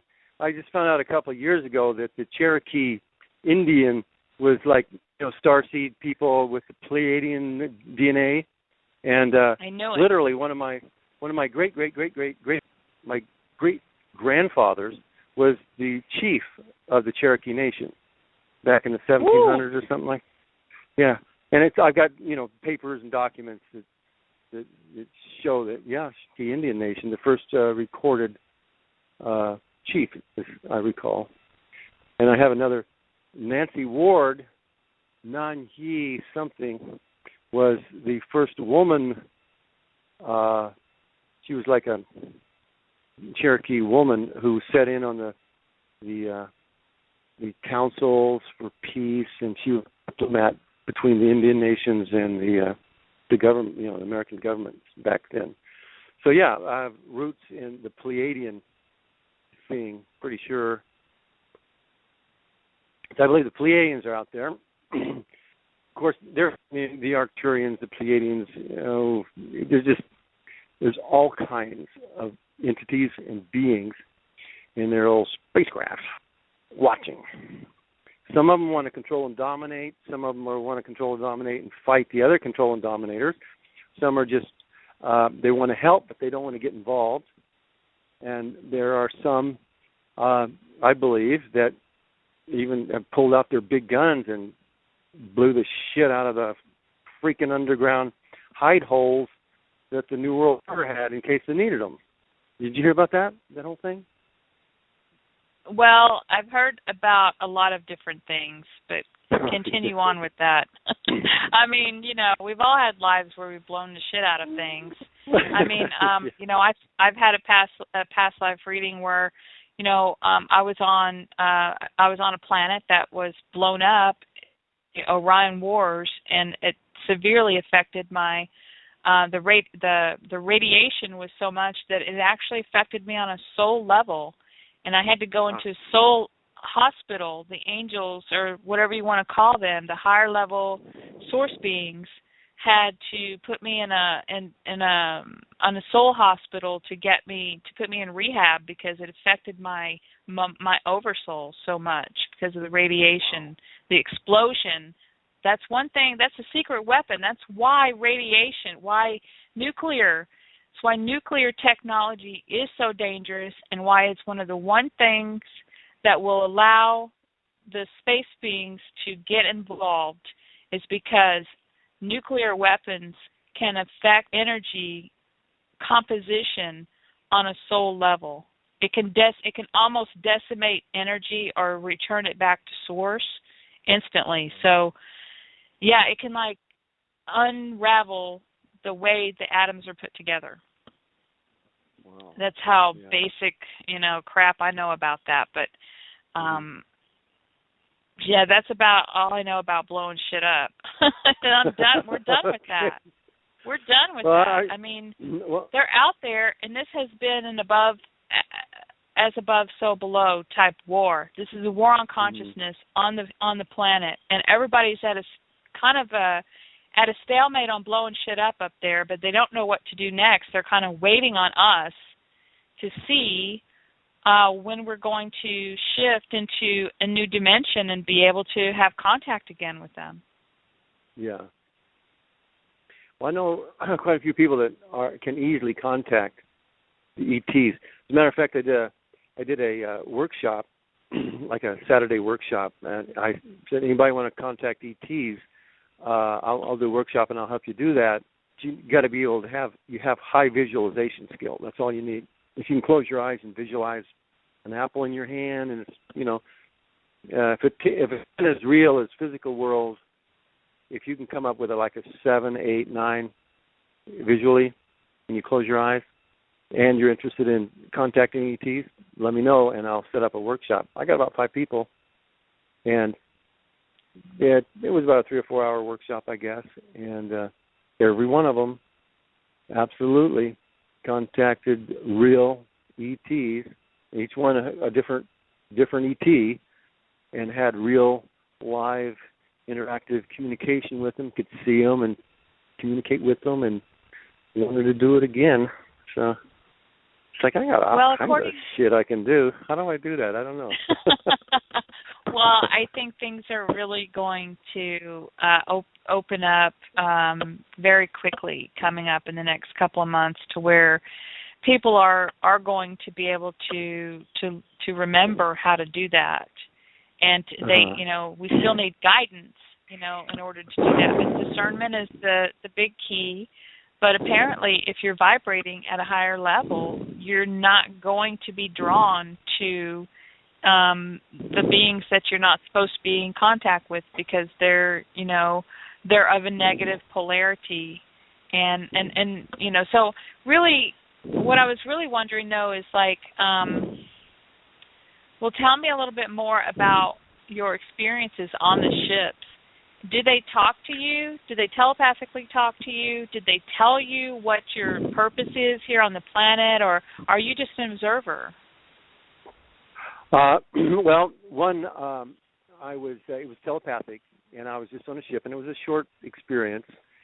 And I was with these tall whites, you might call, and they had two little short. They weren't grays, but they were hybrids. They were half human, half grays, and they're just like little bitty, cute little almond-eyed girls, kind of. And they were just showing me. That's all. That's yeah. Yeah, hybrid human / ETs. Yeah, and that's all that one. Yeah. And that's all that particular experience was. I came back from that and wide awake, of course, and I come back and go, wow. They didn't say anything, so that was one. Another one that comes to mind is I was on a ship, big ship, and there were these two officer-looking guys, and they were standing around a pedestal thing in the middle of this big room, and the windows so you could look out and see the stars and things. And it's just, they have a star map, 3D star map floating above this pedestal, and they're looking at it, and it's the galaxy, and they're pointing at Earth, and they're looking at me. It's like I'm out of body, right? And I'm there, and they know I'm a traveler out of body, and I come onto their ship, like in fourth density reality, the greater reality, which is life, like going on here is going on there. It's an entire universe, just like this one. It's kind of a copy of this universe, and it's being played out in this higher dimension, and it's more real, especially for the local inhabitants, which is just as many there as there are here, if not more. Anyway, I'm there. They see me, and they show me this. They point at Earth, and it's telepathic, but they're telling me this place is quarantined, and there's no fucking way they're going to get off that planet and contaminate the galaxy. And I'm telling myself, I'm going, they, who's they? What they? What they are you talking about? What do you mean exactly? So it took a few years, and I go, oh, I get it. The thing is, Earth, the mind we have, the mind that we have that we need to deal with and get rid of or clear of these soul contracts, the main mind is what we'd call the survival mind or the stimulus response mind that has to do with survival issues in a physical world. So this mind is engaged when we are awake in the physical world. When we leave this plane of existence, we leave that mind behind. Because we're not in those planes, we don't have to worry about death, pain, survival, food, sleep, getting a job, making money. We don't have to worry about that. And that's all. So much of our mind in this density is engaged in that, and we're caught up and trapped by our considerations about all that survival stuff. So this mind that we have, which includes all of our beliefs about religion and all of our programming of what we believe reality is, it's just a messed up piece of work, this construct we call the mind. And that's an archon designed entrapment. We're trapped, not by Matrix. archons, we're trapped by our own minds. But the archons are able to, advanced beings, are just able to manipulate us into thinking and believing and agreeing to certain things, and we do. And that thinking and that believing and that feeling, and we agree to be angry when that happens and be afraid when that happens. It's based on agreement. Some people agree on a deep level that when they see a spider, it'll scare them. Other people don't have that agreement. When they see a spider, they don't get scared. If you see a spider and you get scared, it's an agreement. You agree that spiders are scary. It's that simple. And we think we make the agreement after we see the scary spider. But in fact, for that reality to be experienced, we have to agree first that it's going to be so. So people are afraid of snakes, dogs, the dark, elevators, heights. There's somewhere in one's past, or actually it's above time, these agreements float and they exist and they create our emotional responses. All that's in our minds. The one we got to get clear. So these guys on the ship are saying that is not getting off that fucking planet and contaminate the galaxy. And it's beings with that kind of a mind. That's one thing. And then a year ago, I hear Andrew Barthes talking. Go ahead. Oh, I just wanted to say, I think it's tied to the brain and the way that our bodies, human bodies, this version, were tweaked so that we could be controlled to have those thoughts and cut off from source. So go ahead with Andrew Barthes' thought. Yeah. So I hear from Andrew Barthes that these bodies are. Some of them are, there's a plague, like the Black Plague, but different. It's within the DNA, some of the bodies on planet Earth are infected with this. They're carriers. They're not sick themselves, but if these bodies, human bodies, get off the planet, there's no cure for that, and it's deadly. And Andrew says, like billions and billions, if not trillions of people have died of this plague that these dark forces that we call the archons have injected or implanted somehow in the human DNA. And I just go, whatever, man. I guess. I have no idea. I don't either, but I do know that there's something really wrong with the way that we've been cut off from source, period. And I do know that some of us came here from other star systems to wake up in this lifetime and to realize that human body is what is limiting us, and the blocks that we carried from lifetime to lifetime on top of that, and that we needed to clear ourselves, and to, by doing our own work, it affects humanity as a whole as we watch this matrix dissolve. It's dissolving before our eyes, and we're doing our jobs.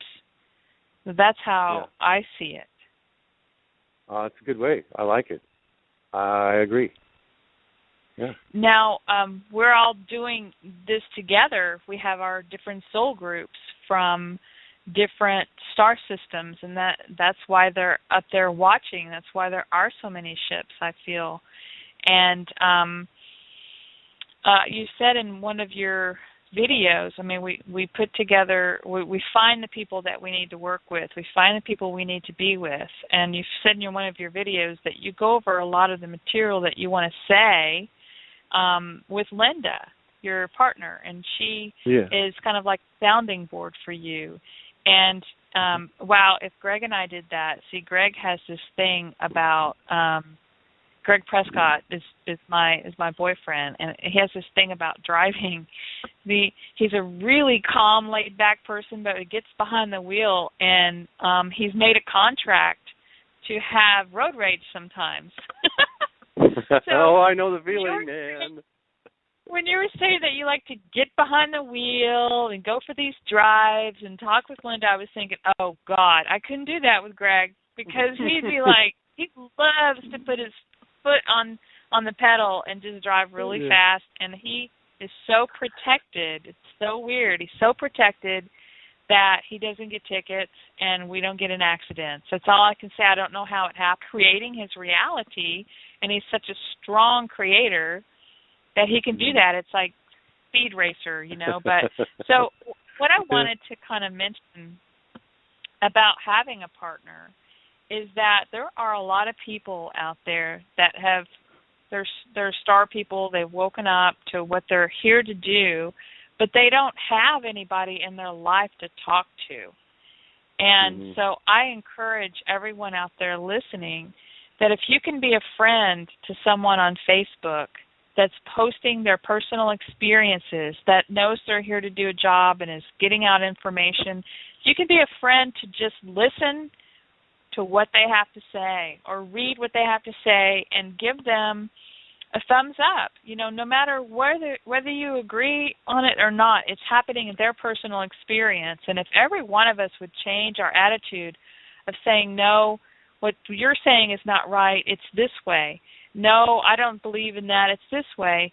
And just acknowledging that a person is out there expressing themselves and doing what they're here to do, I think we really could, you know, Rich, you're not on Facebook, are you, at all? Well, I just got my Facebook thing started today. I've got a Facebook group called Living Light I'm putting together. Huh? Living Light. What? Oh, cool, yeah. Because Facebook has been a really wonderful tool to bring us starseeds together, to be able to have support for each other. Because, like I said, we're dotted around the planet, and we need to support each other right now and to allow people to talk these things out. If you can't talk about it over the phone and you're not on Skype, talk about it on Facebook. Get it out there. Don't have any fear of who's watching you on Facebook. No one's coming after me. I don't have that contract. If you have a contract, they're going to come after you. They will. But nobody's coming after me to shut me down from being who I am. So I think that's really cool about having a partner, and you know, we have to be really grateful for having somebody at this time that doesn't want to lock us up, tell us, you know, what is absolutely ridiculous.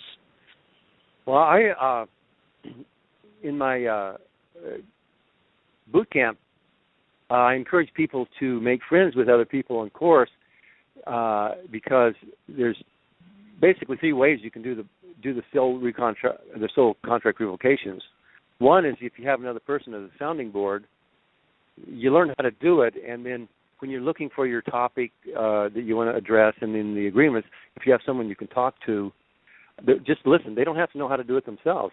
They just listen as you kind of kick it around and talk it up, and then they acknowledge. They go, okay, thank you, yeah, I got it. Okay. It really helps. And so people can make friends on course and hook up with each other later. I can really encourage that, and I actually help people work with each other. So there's that. So I totally agree with you, though. Having somebody or just acknowledging somebody when they write to you. I try to, in comments, read all the comments and answer as many as I can. Acknowledge people for their thoughts and stuff. So yeah. I do too. I agree that we need to be more listeners. Yeah. So, well, if there's anything else that you wanted to talk about, I think we've covered a lot of subjects and given people a lot of things to think about. I'm really excited. I'm thinking about enrolling in boot camp just so I can be able to tell people about it. Yeah. Well, you can do it for free. You're giving me a lot of wonderful airtime here, and you're asking me all these neat questions, and so you got a free pass. So. Oh, awesome! So well, when I get it up and running, I'll give you. That free. Yeah, I know. I'll send you the password and stuff when I get started, so you can do that. Well, cool. So people can how can they? Okay, so you started your Facebook page today, and that's wonderful because that's how a lot of people can find out when it starts and everything, and they can go to to read about soul contract revocation. You can actually go to ascensionhelp.com to look at Cameron Day's free techniques on self-help on how to revoke your contracts and what a contract is. Rich, I really appreciate you being here with me tonight. I just want to tell you how much I love listening to your videos. I can't wait when they come out, and I really think that you're on target with everything, and I know that we probably met on one of those seven sisters in the Pleiades at one time. Yeah. I did want to. There was one other thing I wanted to mention. I don't know how much time we have, but you were asking me about the ETs out there. I can connect with the ETs out there. If I have someone that I can work with that has the visuals, I have the crown chakra thing, and I get somebody with the visual thing, and together I can guide them, and I can literally see through their eyes, so to speak, and I can get them on board a ship. Isn't that interesting? Yeah, that it's amazing. Yeah. So we did these spaceship exploration things and interacting with ETs on board these ships. I've done it with a few different people, and the good guys, they're hanging out in like fourth or fifth density reality, and they're reluctant to come into third density reality because it's toxic. It's extremely toxic. It's mentally, you can get infected with crazy thoughts, crazy thinking, and weird shit. So people, these beings that are here to help us, they can affect the third density reality and help lift our vibration, but they themselves do not want to, get involved for more than a few hours or a few days at a time and get the hell out of here. This is a certain kind of being. This is, there's other ETs that are in physical form and no problem, but the ones I'm talking about, they live in fourth density reality, and they've got these agendas to seed the galaxies with life, biological life, on third density reality. And they do their research and development in fourth density reality, and it's basically whatever's going on in fourth density reality can be going on in third density reality, but in third density we've got the polarities and the pain and the love and the hate and the pain and the pleasure and the life and the death of it all.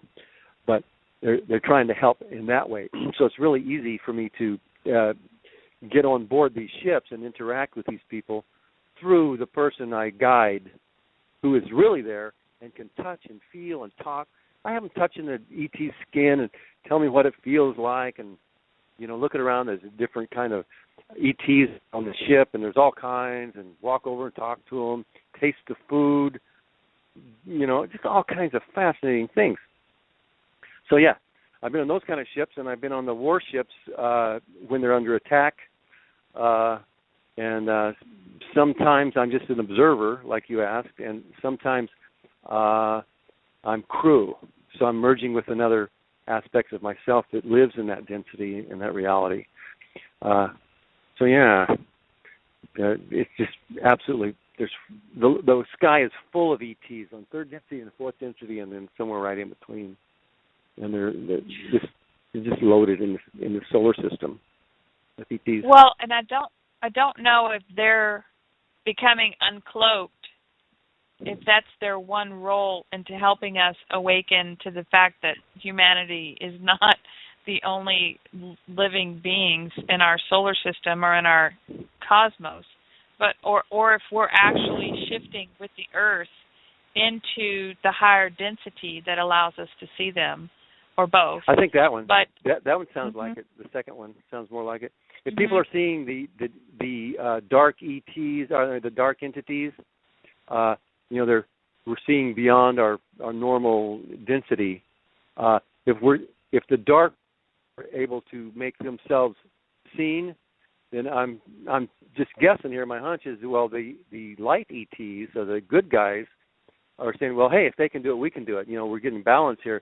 So they're able to uncloak or make themselves more visible and seen too. It's just a theory. I don't really know. Beyond soul contract revocation, what is your overall big picture of how we are going to move into a new way of living and transmute those dark beings that don't have a chance in hell of reforming to some kind of way of living without war and domination and control? Okay, the way I see that is that every person, it becomes their responsibility to change themselves from the inside out. And when you change yourself from the inside out, you're changing your beliefs, your agreements, how you emotionally respond to the world, what your acceptance level is. Do you judge or not judge? When you start judging anything, is good, bad, right or wrong, that's the entrance point into playing the demiurge control and domination game. That's where they get you. It seems so easy to judge. You look at something and say, oh, that's bad. That's chemtrail. That's fucking bad. That's bad shit. They got you. You've gotten. If you can look at the world and it's not even really accept it. It's just you look at the world and you see it. Oh, there it is. Look. Oh, look at there. Look at that. Now, the quality of your life is based on your emotional response to it. If you look out and it doesn't matter what you see, you feel joy in your heart. Yay! Well, you feel joy because of some basic agreement that this is what will cause you joy, and so you will feel joy when you experience this, whatever this is. It's the same with the negative emotions. So if we work on ourselves from this inside out, clearing our mind, so to speak, and with whatever process, whatever technique you use, you are changing how you experience your world. To me, it does not seem right to be trying to change the archons or change things I can't at this time from this point of view change. All I can do is, by example, change myself and share my light or my way. And the other beings in the world from these other bodies, and they're, are they going to get it or are they not? Free will and all that. I'm going to do what I can do to help. And their reality is going to be their reality. They're going to experience the pain and the suffering and reincarnation, or they are not. Change, from my perspective, I've got to change me from the inside out. Now, with that in mind, when we shift from like third density to the fourth density to the fifth density vibrational phenomena, it's a universal shift in consciousness. Here I am in the now.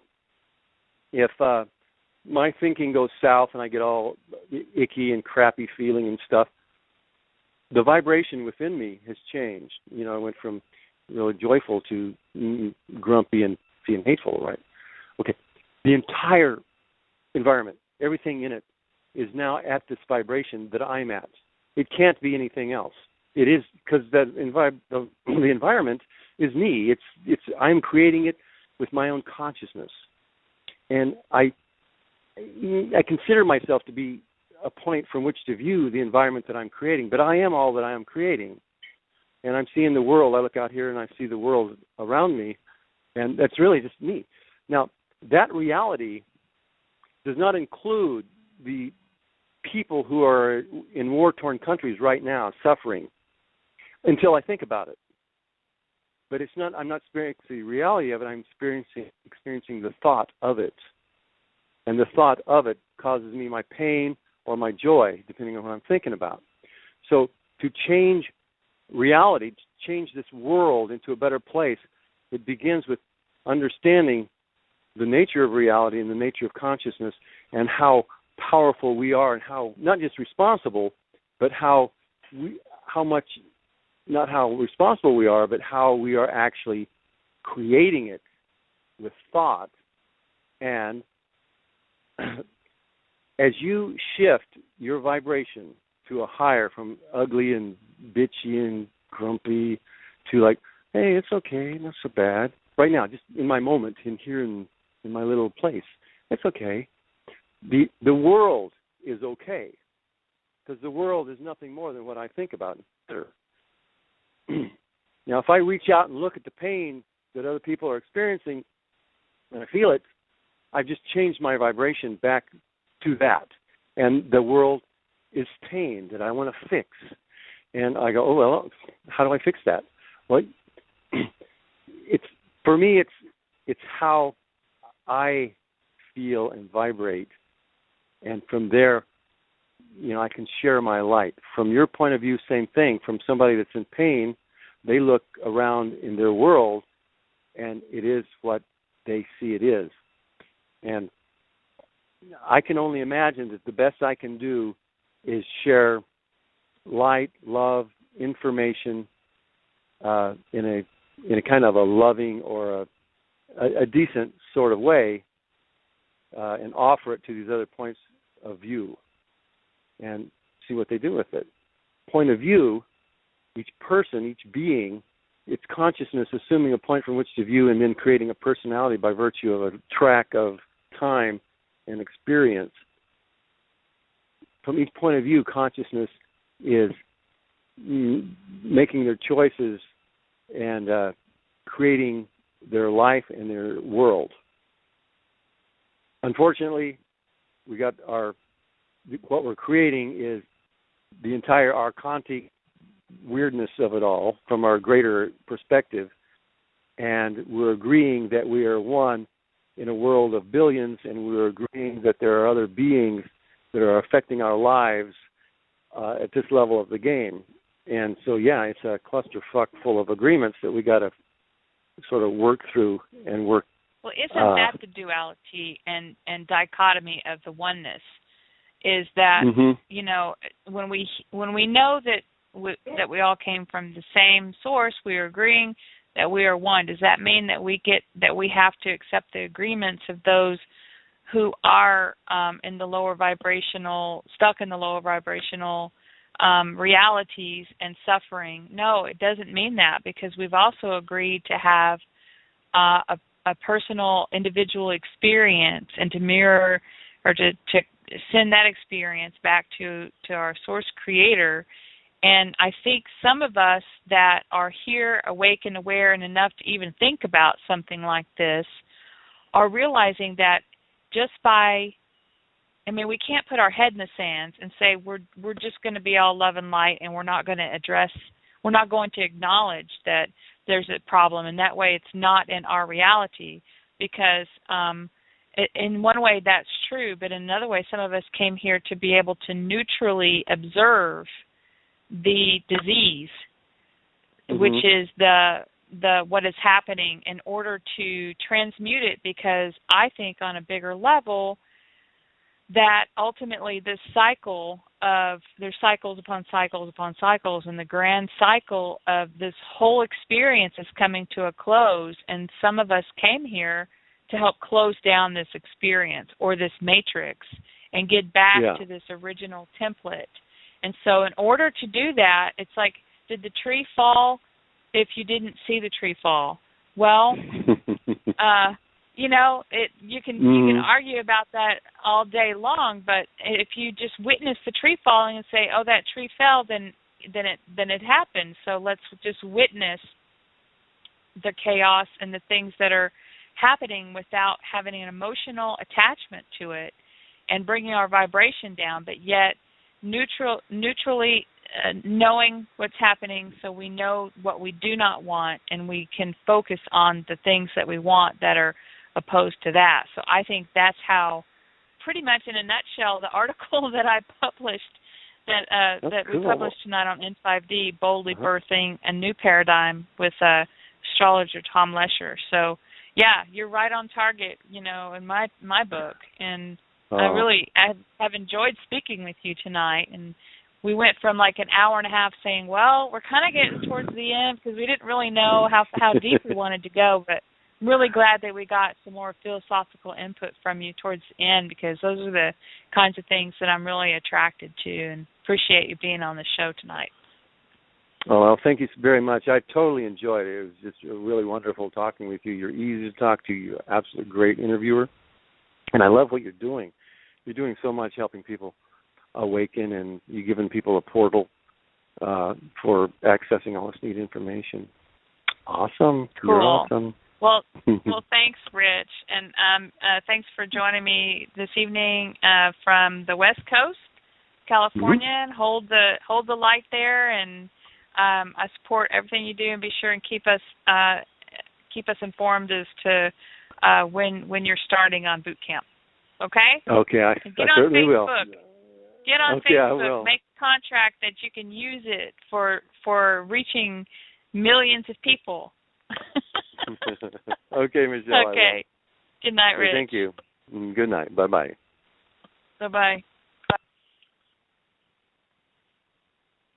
So that was Rich West, and I really enjoyed finally getting him on the show. He did his first interview a couple of weeks back, and we had planned to do this for a very long time now. It's just that I've been, really booked up with the new information that's coming out.